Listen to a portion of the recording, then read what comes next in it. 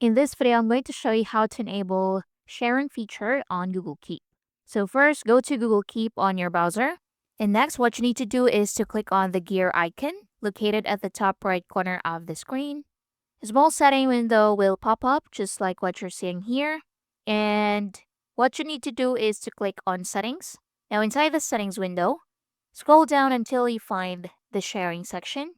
So you'll find an option labeled enable sharing. Simply check the box next to it.